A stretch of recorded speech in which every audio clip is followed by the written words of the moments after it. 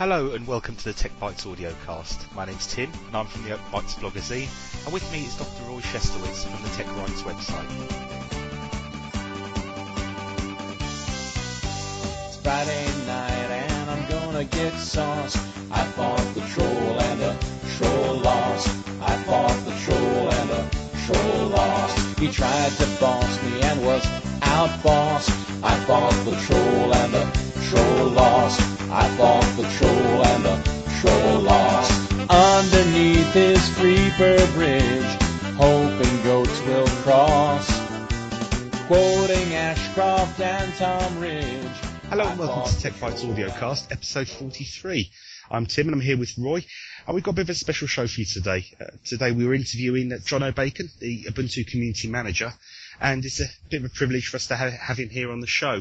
That's going to be a bit later on. Now, originally we intended to put this interview with Jono out on either Friday or Saturday when we record the show for the weekend as usual, but because it was a very long show and because we wanted to get it out and let people have a listen to what Jono had to say, we decided to put a short intro onto the front of that now and put out that show as an extra one now. So without further ado, we're going to pass over to Roy, and he's going to start off with a very quick topic, and we'll take it from there. Roy, it's all yours.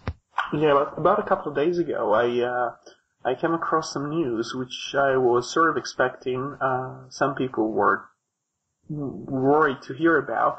That's to do with Novell being acquired. And following the acquisitions, people were asking questions about what was going to happen, especially the Linux component of Novell.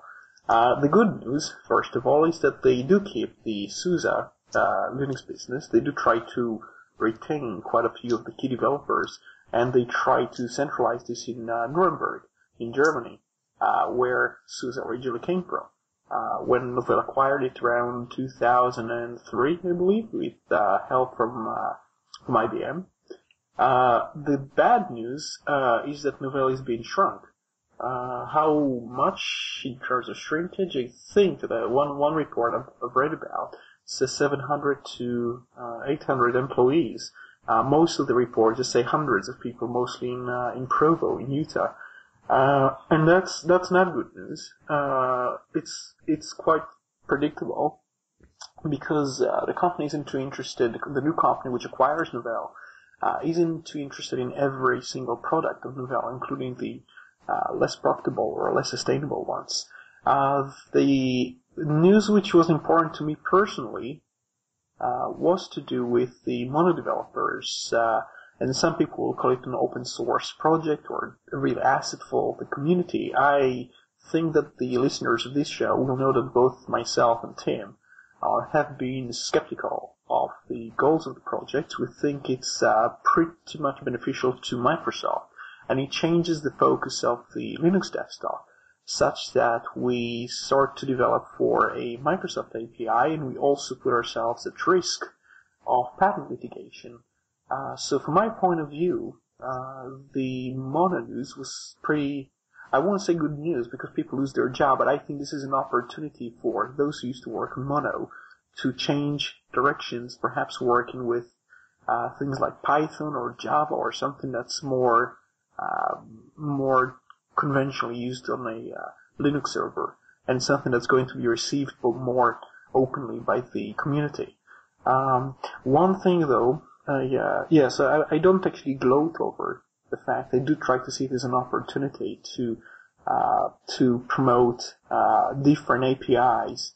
I don't think I'm alone in my criticism of mono, but one of the things you'll hear later in the show is we actually record the interview with Jono a day before we publish the show.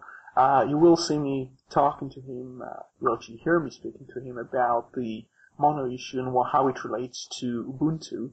You will also hear me speaking to him just hours before I found out the news about mono. We were talking about the possibility of reassessment of mono inside Ubuntu. You will hear me speaking about the fact that I get a lot of abuse from people who are associated with mono or defending mono.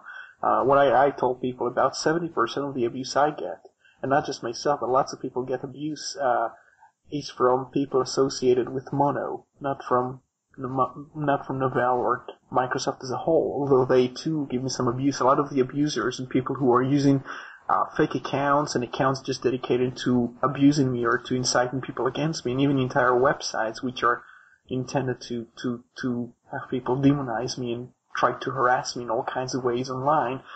These are people who tend to come from the point of view that they have to defend the Mono or the Microsoft interest inside Linux.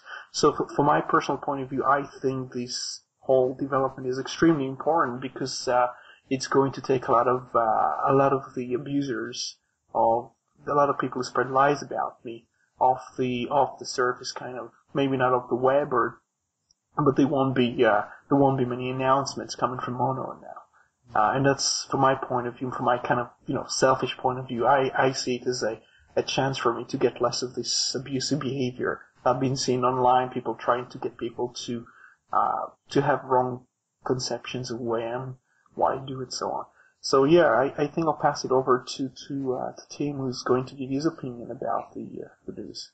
Yeah, I mean, in regards to the Mono, I think it's early stages at the moment. I've only certainly read a few dents and I think one article in regards to what's happening with the Mono project and layoffs, etc.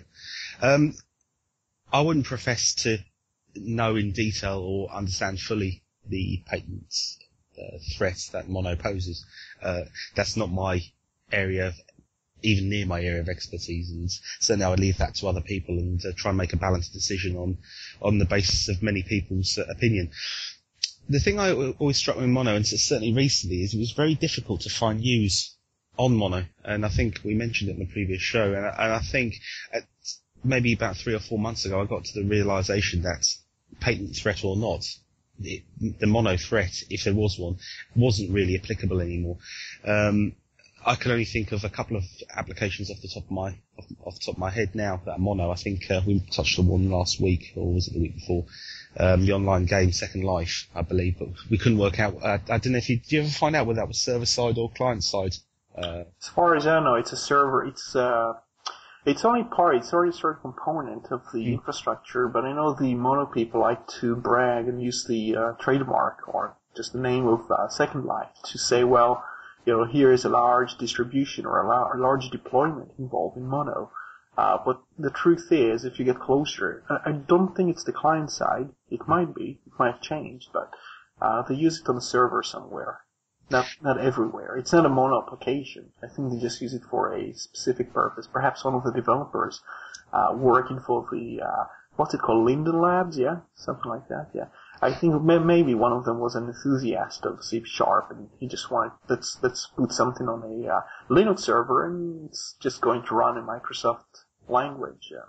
And one has to obviously consider as well, or ask the question, what's going to happen with the Android and the iPhone implementation of the Mono project? Do you know any things that uses them? I mean, I'm not saying there isn't, but I don't really know any big application that's based on them. And a person called, what's his name, Bernie, I think, who was recently joined us in the IRC channel.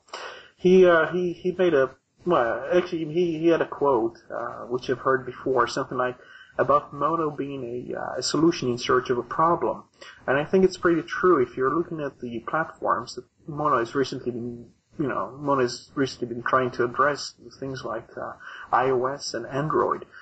These things have, Objective-C and, Dalvik or Java, whatever you want to consider it to be. Of course, there's a debate about what's Java and what's Dalvik, but why would the developers want to use Mono? They already have a language, they already have toolkits, they have SDKs to work with, and here you have these group from Novell, not a very big group, I think it's about 30 people, depending on what you have qualifying as Mono developers, because you have things like Moonlight, and you have all kinds of different divisions or parts, or let's say that you have I tend to say that Mono should be treated like open core. And the reason is, if you see what Novell is trying to advertise and trying to produce as a profitable part of Mono, it is basically proprietary packages, proprietary software you have to pay for. And some of it isn't exactly available for Linux even. They try to build certain packaged or kind of rebranded type of products to developers, sometimes even to Visual Studio developers, And it's based on Mono at the core. So this is like the core, which is open source. But the products themselves aren't exactly open. So for them, trying to develop Mono is a way of trying to sell something that's not free. And